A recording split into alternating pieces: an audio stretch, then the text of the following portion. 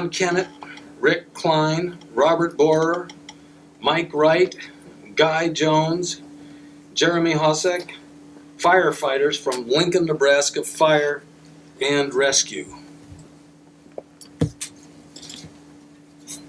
Workers were raising a digital telecommunications cable to the top of a 1,524-foot tall television communications tower.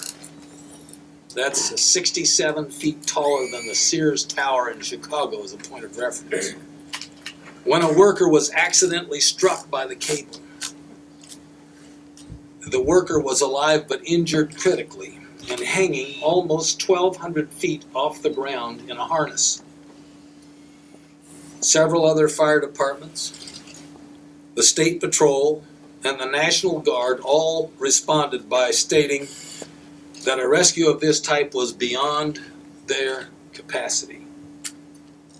Lincoln Fire and Rescue personnel, Kennett, Klein, Borer, Wright, Jones, and Hosek, received permission from the Nebraska Emergency Management Agency, the mayor, and the governor to attempt the rescue.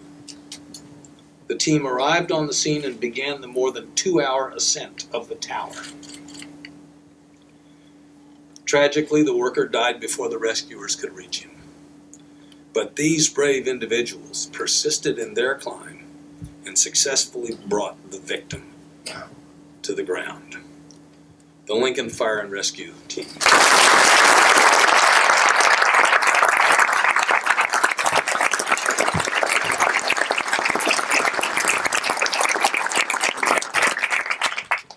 What's amazing to me is that these are not fiction. These are not the stories of Hollywood or imagination.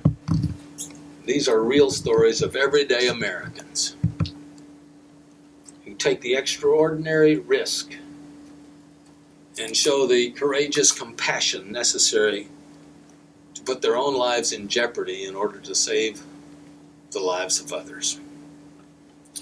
I want to thank every one of you for your tremendous courage.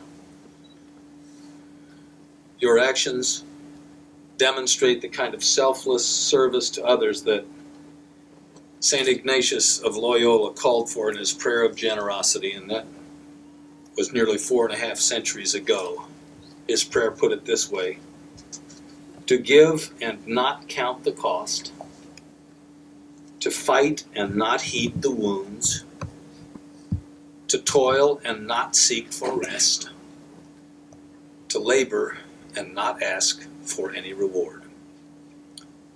I hope you'll find a reward in understanding that all of America is inspired by your service. Thank you for answering the call to public service. Thank you all for dedicating yourselves to protecting your communities and for risking your lives daily to make each of us safer. I commend you for your sacrifice, your service, for your valor. I'm grateful. Now I have the privilege of presenting another individual who lives out the prayer of St. Ignatius, an individual whose dedication and sacrifice and service to America are both invaluable and immeasurable. I have the honor every day of serving with this exceptional leader and of sharing with him the responsibility of seeking to protect the freedom that flourishes in a safe America.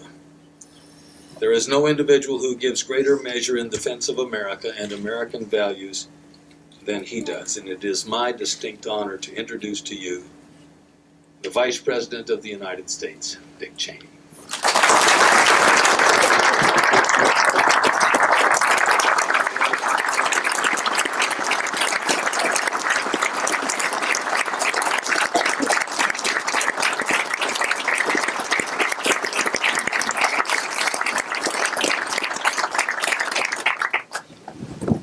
Thank you very much, John. I, like you, am humbled by the people we're sharing the stage with this afternoon. It's obviously a historic ceremony for all of us. As Americans, we know that each human life is precious. We believe those who place their own lives at risk to save or protect others deserve to be recognized and honored by their grateful fellow citizens. That's why in May of 2001, President Bush signed into law the Public Safety Officer Medal of Valor Act. And that's why we're gathered here today to confer for the first time this high honor, the Medal of Valor, on 10 exceptionally heroic public servants. The firefighters and law enforcement officers whom we honor today have all exhibited exceptional courage, extraordinary decisiveness, and remarkable presence of mind. Each of them faced and overcame life-threatening dangers. Each of them made split-second decisions in situations where there was not the slightest room for error.